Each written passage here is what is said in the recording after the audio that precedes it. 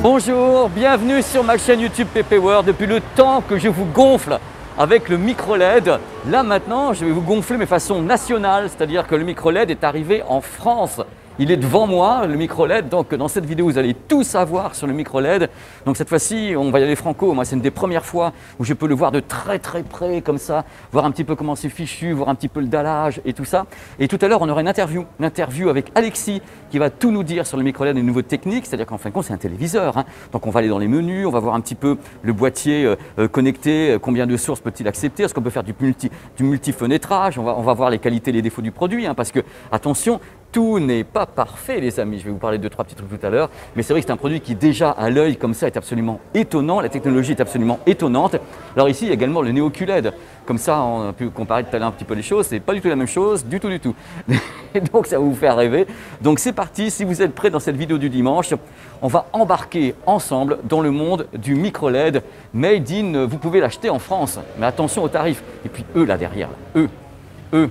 Voilà, eux, ils m'ont fait carrément payer l'entrée. Non, ils sont comme ça, les gars. Ils sont comme ça. Mais plus jamais, les gars, hein. Plus jamais. Allez, on y va.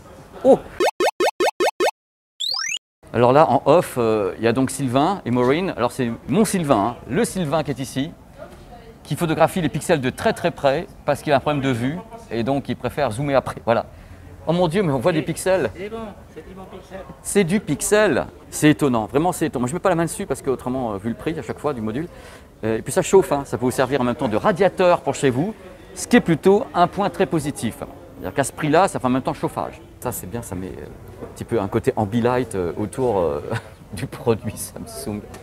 Salut Alexis. Salut Pépé. Ça va Alexis? Bah écoute, je suis très content d'être là avec toi. C'est toujours dans les bons coups, n'empêche. T'as un truc, à chaque fois que je te vois, c'est toujours des produits absolument incroyables. Et là, on est avec le premier micro LED qui est montré en France.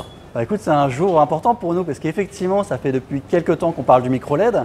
Depuis quelques temps qu'on dit que le micro LED va être accessible au grand public, avec des guillemets bien sûr. Mais voilà, c'est le cas. Aujourd'hui, on lance le micro LED. Le micro LED est disponible à la vente pour les consommateurs français. Donc les Français peuvent donc voir maintenant des micro LED dans les magasins, qui seront donc les magasins, vous direz lesquels, donc les démonstrations. Parce que j'ai des questions à te poser autour du micro LED, parce que j'ai beaucoup de questions de la part également des gens qui nous regardent. Alors le micro LED qu'on voit ici, c'est celui qui va donc être vendu en France. Il existe en combien de diagonales, Alexis? Aujourd'hui, on a deux diagonales, un 110 pouces et un 99 pouces. Là c'est plus petit là. Ça c'est le plus grand, 110 pouces. 2,77 m de diagonale. Donc c'est le plus grand que tu as ici. C'est le plus grand qu'on a ici aujourd'hui exposé. Après, on arrive sur les produits The Wall, qui sont des produits un peu plus B2B2C, donc on peut faire à la demande, un peu plus cher encore, mais on peut aller sur des diagonales infinies. D'accord. Et la question que les gens se posent, ils ont vu beaucoup de choses, quand tu sais, Samsung proposait des tas de démonstrations au CES, à l'IFA, les gens ont vu des produits qui étaient modulaires. Est-ce que là, le modèle que tu vends, les gens peuvent se dire, bah tiens, on va changer la forme, on va faire autre chose, ou c'est une taille qui est imposée? Alors, la modularité, c'est la finalité du micro LED, mais pour le lancement des premiers micro LED grand public, nous avons décidé, afin d'avancer, d'apporter la meilleure qualité d'image possible tout de suite aux consommateurs, de sortir des micro LED qu'on va dire enchâssés. C'est-à-dire que vous avez une taille standard, vous recevez comme un téléviseur dans un carton, voilà. Vous l'installez avec un procédé par Samsung pour avoir la qualité d'image ultime chez vous. Donc alors, qu'on soit clair, les gens qui auraient envie d'acheter ce produit qui est onéreux parce qu'il est lancé, donc c'est quelqu'un de Samsung qui vient l'installer chez eux directement pour s'assurer que tout fonctionne bien et que tout est optimum.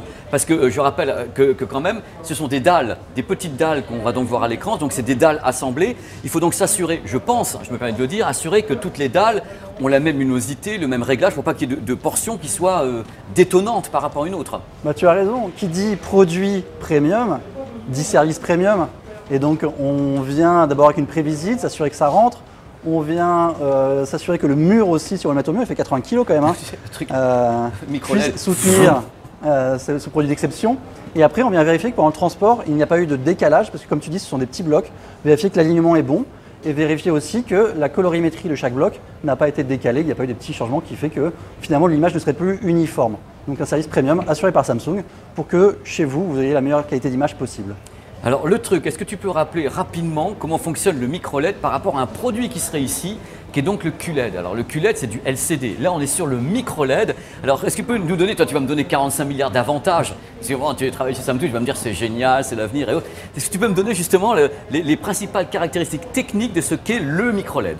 Le micro-LED, ça vient d'une réflexion de dire comment on maîtrise la lumière. La lumière, pour avoir la meilleure image, il faut une image lumineuse qui puisse monter en HDR sur des 1500, 2000 nits, et aussi assurer le contraste et qui soit durable dans le temps. C'est pour ça qu'on travaille sur des produits avec la gamme Neo QLED, des produits qui sont accessibles au grand public aujourd'hui avec des LED 40 fois plus petites que les LED classiques.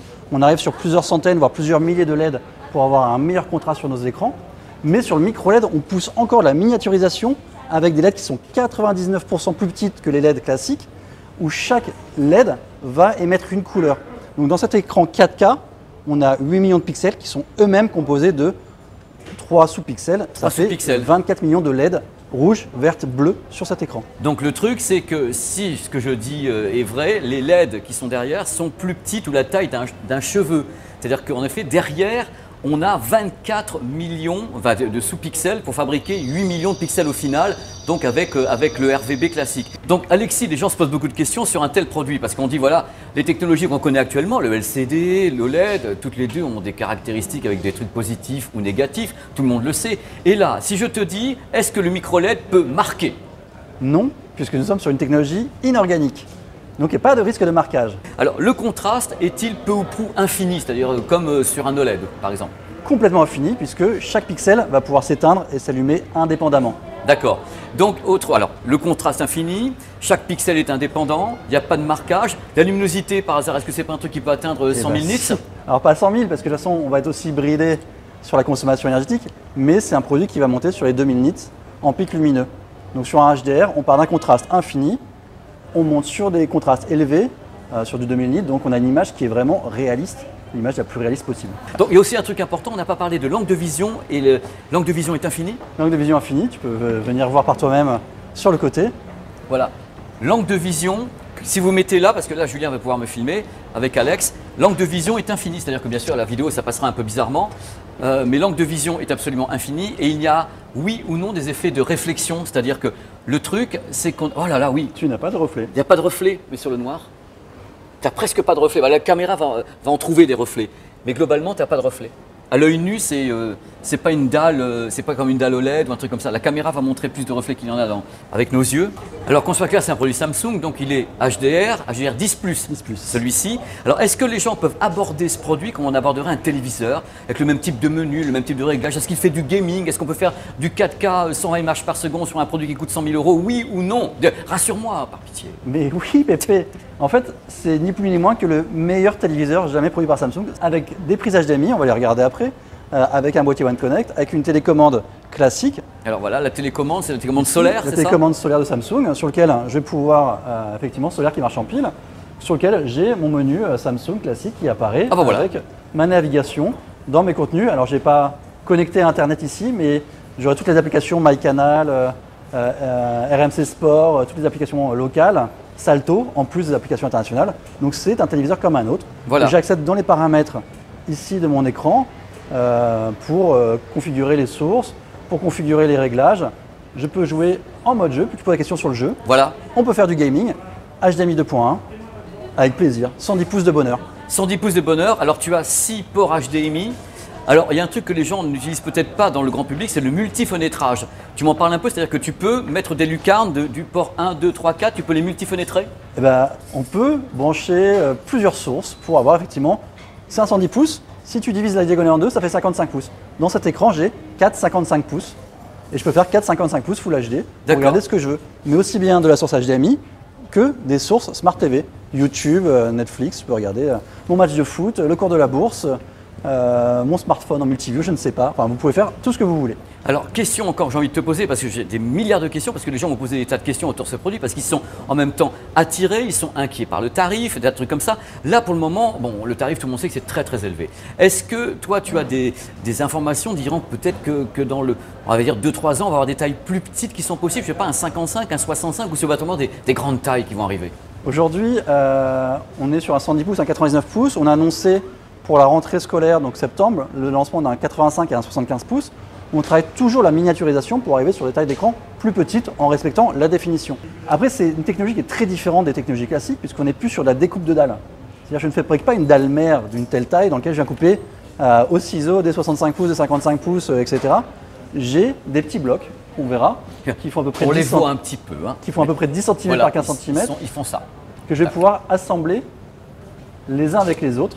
Voilà, des petits blocs qui sont donc assemblés. En termes industriels, pour nous, les écrans aujourd'hui, les dalles sont fabriquées en Asie, elles viennent par bateau, par avion, et elles sont assemblées en Europe. Là, je vais dans mon conteneur tous mes petits Lego qui vont arriver, et à l'usine, je vais fabriquer à la demande le type d'écran.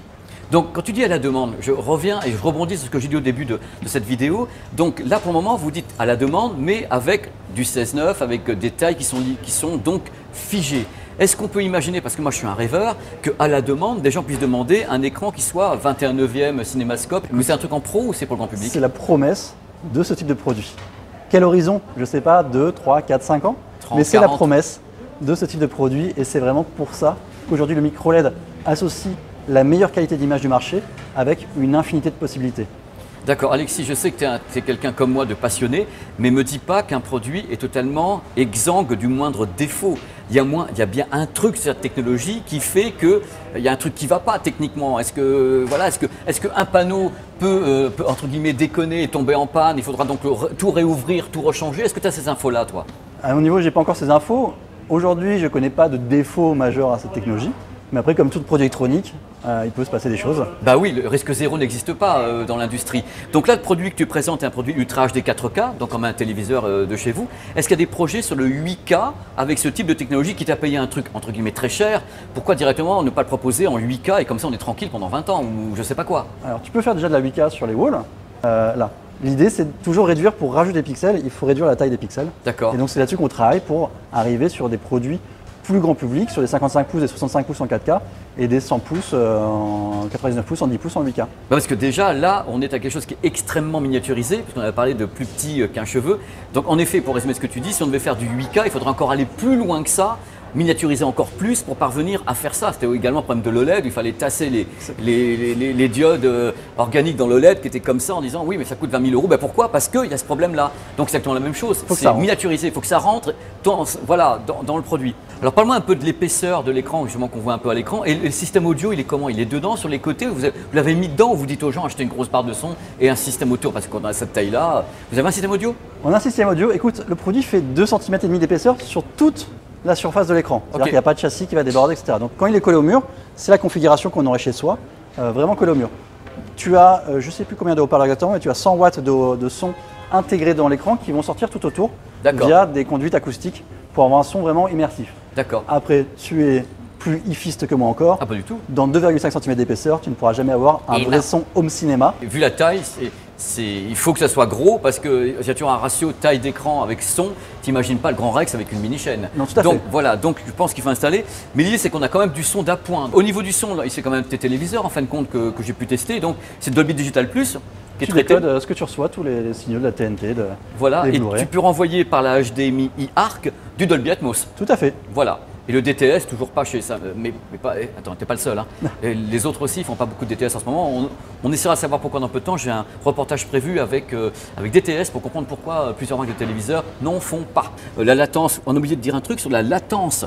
La latence de ce type d'écran, elle est quasiment pas décelable. C'est-à-dire qu'a priori, on ne peut pas déceler vraiment une latence de l'écran lui-même. L'électronique a peut-être une latence très faible, comme les électroniques des produits Samsung, puisque tu as une latence qui est entre 9 et 14 millisecondes, ce qui n'est rien du tout. Mais l'écran en lui-même, la latence n'est pas mesurable.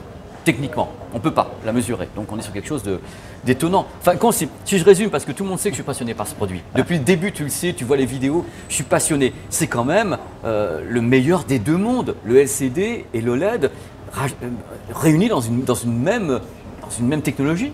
Exactement, dans une même technologie. Je suis d'accord avec toi, il reste que le tarif à régler, puisqu'il faut quand même être réaliste sur ce point. Quand tu donnes le tarif aux gens actuellement de 1 000 € le pouce, là tu leur parles d'un truc, c'est l'affichage dans les stades. Quoi. Je veux dire, pour eux, c'est là où il faut travailler, entre guillemets. Je sais très bien que c'est compliqué, mais c'est là qu'il va falloir bosser pour que dans les années qui viennent, on puisse ramener cette performance industrielle pour le grand public. Parce que moi, je crois en cette technologie, mais je crois que son tarif ne peut pas baisser comme ça. Il va baisser au fur et à mesure, il a déjà beaucoup baissé. On est parti très très haut, on est encore très haut. Oui. Vous étiez quoi à 150 000 ou 300 000 euros 300 000 les mecs. Et là, on est à moitié moins. Moitié, Mais 300. chaque année, voilà, l'idée que ça baisse. Rappelle-toi le prix des premiers plasmas, Ah, c'était des horrible. premiers LCD, et rappelle-toi la qualité d'image que tu avais pour le prix. Alors le plasma, moi j'avais regardé, j'étais gamin, le premier plasma, il coûtait je crois 120 000 francs à l'époque et au bout d'un an il devenait orange. Mais oui, parce qu'il y a des problèmes d'UV et autres. Toutes les technologies doivent débuter, mais là quand même on part de très haut. Il faut quand même être réaliste, Alex. On part de Ah oui, très haut au niveau bien sûr. tarif. Très Bien très sûr. haut. Très très haut, on est d'accord. Et en plus, je n'ai pas toutes les données, je mettrai à l'écran si j'ai raison ou pas, mais bien sûr, couverture du DCI-P3, couverture du REC 2020, parce que c'est quand même un produit qui est à la limite entre le secteur grand public et le pro quand même. C'est l'issue de base, enfin la technologie de base c'était le pro. À la base, c'était le pro, c'était les écrans qu'on trouve dans les stades, dans Voilà. les centres commerciaux, mais qui ont des pitchs, donc des lettres trop Qui grosses. était gigantesque. Ce qui fait quand on était à 2 mètres de l'écran, on voyait des trous dans l'écran. Des pixels comme ça. Comme ça. Et là, Et la miniaturisation fait qu'on arrive à un usage grand public avec une consommation, on branche sur une prise de courant classique. On n'est pas obligé Ouais, c'est d'avoir ça. quelque chose d'une installation particulière. en plus la consommation, tu la connais pas peut-être ou tu la Si connais on la connaît, parce que comme c'est un produit qu'on vend, on a l'étiquette énergie, c'est 2 fois plus qu'un 75 pouces 8K. Donc c'est 2 fois plus qu'un 75 pouces 8K. Donc on va quand même sur une consommation, il chauffe un peu. On Hein. est sur une consommation assez. Bon, 110 c'est pouces, il y élevé. a une surface quand même assez importante à éclairer. Ouais. C'est une expérience qui se vit quand même. Tu es d'accord avec moi? Ouais. Le Non. voir en vrai, c'est quelque chose. C'est pour ça que ma frustration, ça a toujours été dans les vidéos de dire qu'on filme, mais on filme avec des capteurs qui ne donnent pas ce que nous on voit, parce que ce contraste absolument dingue, on le voit de nos yeux et le capteur lui va avoir un truc un peu différent. C'est vraiment, là je le dis en exergue, si on peut, si les gens qui me regardent peuvent essayer de trouver quelque part dans les mois à venir pour le regarder, c'est une expérience. Surtout l'absence de pitch. C'est-à-dire que le truc fou, c'est qu'on s'approche et on voit vraiment des minuscules pixels, alors qu'en général, la plupart des systèmes, on s'approche, on voit quand même une pixelisation qui est plus ou moins importante. Et là, c'est hyper discret, quoi. Ça a l'avantage de la luminosité et de la durée de vie du LCD, et ça a l'avantage du contraste infini de l'OLED. Merci Alexis, à très très bientôt et n'hésitez pas à commenter, je pense que ça va vous faire réagir et qu'on ne se focalise pas sur le prix, là on parle de quelque chose pour l'avenir et c'est bien qu'on puisse commencer à expérimenter les choses ensemble. Exactement. C'est beau, hein? On dirait un poème. Go, maintenant sont mes impressions. Alors le truc, c'est qu'en effet, il y avait l'interview d'Alex, donc c'est le terrain, c'est l'enquête, maintenant il y a ce que je pense. Alors il y a deux, trois trucs que je comprends pas. Donc on va en parler entre nous, j'aurai les réponses peut-être dans quelques semaines, je sais pas du tout. Alors la luminosité. Alors au début, quand on m'a parlé du micro-LED, on m'a dit, voilà, le micro-LED, c'est du délire, on peut atteindre 100 000 candélas au mètre carré, donc autant vous dire 100 000 candélas, c'est une vision en plein jour avec du soleil, carrément, hein. C'est comme dans les stades. Et là, tout à l'heure, Alex a parlé de 2000 au mètre carré, ce qui serait en effet une valeur, celle d'un bon LCD. Un LCD comme le Neo QLED va à 2000 lumens au mètre carré, donc j'ai besoin d'enquêter là-dessus encore pour savoir pourquoi ça va pas beaucoup plus loin. Deuxième truc, ça m'ennuie, mais vraiment ça m'ennuie terriblement qu'on puisse me dire qu'un produit qui coûte aussi cher va être lancé uniquement en Ultra HD 4K. Parce que c'est des produits quand même qui coûtent 150 000 euros, quoi, 130 000 euros, 150 000 euros. Et les gens qui vont acheter ça, peut-être que dans 3 ans, 4 ans, 5 ans, ils se diront bah, vous êtes bien gentil, mais le 8K va arriver. Nous, on a payé un produit le prix d'une maison et l'Ultra HD 4K. Et le truc le plus frustrant, c'est que le modèle The Wall, donc le modèle professionnel modulaire, peut être 21/9, il peut être IMAX, il peut être 4K, il peut être 8K. Donc voilà, c'est vraiment un choix grand public de téléviseur Ultra HD 4K. Moi, personnellement, j'aurais préféré qu'il arrive directement en 8K. Troisième point, c'est un produit, quand on l'achète, on ne va pas le changer dans 3 semaines. Donc c'est un produit qui est là pour rester très très longtemps, en plus une durée de vie incroyable, parce que les micro-LED ont une durée de vie incroyable par rapport à d'autres technologies, hein. On atteint 3-4 fois plus de durée de vie qu'une autre technologie, et le produit n'est pas Dolby Vision. C'est-à-dire qu'en effet, comme c'est Samsung, c'est HDR10, 10+, et basta. Moi ça m'ennuie pour des produits qui coûtent aussi cher, peut-être un effort sur celui-ci qui coûte 130 000 euros en début de gamme. Autre truc qui m'a un peu surpris, c'est la consommation. C'est-à-dire que le modèle qu'on a là, ok, il faut cracher du lumen, mais le modèle fait quand même presque 1 kWh de consommation, et c'est le modèle qui, entre guillemets, n'est pas super puissant. C'est-à-dire qu'ils sont arrêtés aux environs de 2000 candélas au mètre carré, et j'ai cru comprendre que s'il commençait à monter comme ça la luminosité, ça allait commencer, entre guillemets, à téter beaucoup plus. Idem, la dalle, ce sont des modules qui, assemblés, sont en Ultra HD 4K. Si on passe en 8K, c'est 4 fois plus de pixels, donc ça veut dire 4 fois plus de consommation pour booster tout ça. Donc, ce qui m'a un peu surpris, c'est la consommation de ce produit. C'est des petites surprises comme ça qu'on a, mais c'est bien parce qu'on en parle, et c'est que le début. On va voir ce qu'ils peuvent faire sur tous ces points. Le 8K, la luminosité, tous ces points qui sont importants, la consommation. J'attends de voir ce qui va se passer dans l'avenir. Globalement, s'il devait y avoir un défaut qu'il faut quand même chercher, hein, c'est qu'on voit un petit peu l'interstice entre justement le dallage. On voit légèrement, mais c'est pas facile. Voilà, là vous voyez une sorte de trait. Je suis debout. C'est presque de la macro, hein. C'est pour ça que le smartphone fait ça, mais on voit un tout petit peu, mais peut-être dedans quoi. Il y a combien de dalles sur le produit, Alexis? 192. Il y a 192 dalles qui sont donc fixées comme ça, positionnées les unes à côté des autres. Bon, mes sensations quand même, parce qu'il faut que je vous dise ce que je pense. Je connaissais le produit, mais je ne suis jamais resté aussi longtemps avec ce produit. C'est bluffant. L'épaisseur est absolument dingue. 2 cm comme ça, avec donc le son qui peut sortir sur les côtés. Le ratio de contraste, c'est le ratio de contraste. Là, vous voyez le ciel. Pour moi, à l'œil, c'est le ratio de contraste en effet de l'OLED. Hein. Mais ce qui est bien, c'est qu'il y a cette précision, il y a l'absence de structure. C'est-à-dire qu'il y a tellement, entre guillemets, de pixels serrés les uns, enfin de pixels, de diodes micro-LED serrés les unes à côté des autres, qu'il n'y a pas réellement de structure. La structure que vous allez voir, c'est la structure de la captation, c'est-à-dire de l'image en elle-même. Ce n'est pas la structure du produit qui, elle, est infime. Elle est infime. Regardez les détails qu'on peut avoir ici sur cette vue. C'est absolument dingue. On a vraiment quelque chose qui est extrêmement vibrant, qui est presque magique, compte tenu justement de la qualité, de l'angle de vision, du ratio de contraste et de l'absence de reflets, puisque le système ne dispose pas comme ça d'une dalle réfléchissante, d'un truc comme ça. Il est directement, entre guillemets, à peu près neutre, comme on a toujours ce système un peu neutre dans les stades ou dans tout ce qui est LED et micro-LED. Donc c'est vraiment assez étonnant. Je vous souhaite de vivre l'expérience. Moi, je suis bluffé. Je suis vraiment bluffé, mais j'étais déjà conquis bien avant. Vous le savez, c'est le gros problème, c'est que j'étais déjà un mec conquis, quoi. Voilà, c'est la fin de cette vidéo. Merci à Alexis. J'espère que vous en savez un petit peu plus sur ce qu'est justement le micro-LED. En tout cas, c'était intéressant parce qu'on a eu vraiment les coulisses du truc, quoi. C'était marrant. Bon, bien sûr, le tarif reste absolument élevé. C'est un tarif qui est, bon, je considère comme hors de prix. Mais j'ai espoir en cette technologie. Je pense que le micro-LED est vraiment le téléviseur du futur. Mais il faudra attendre, je pense, très longtemps pour qu'il devienne accessible. Et c'est là son plus gros problème. Voilà, j'espère que dans tous les cas, vous avez plein de commentaires, vous avez plein de trucs à dire. Je regarderai tout comme toujours. Et ça a été un plaisir incroyable de voir ce produit en vrai. C'est la première fois que je vois le produit en vrai en France. Je l'avais vu un peu ailleurs, en effet, aux États-Unis. Je l'avais vu en Allemagne, un peu partout, mais jamais en France. Première fois. Donc si vous tombez dessus, n'hésitez pas à regarder dans tous les cas ce produit, à l'expérimenter. C'est une expérience assez intéressante.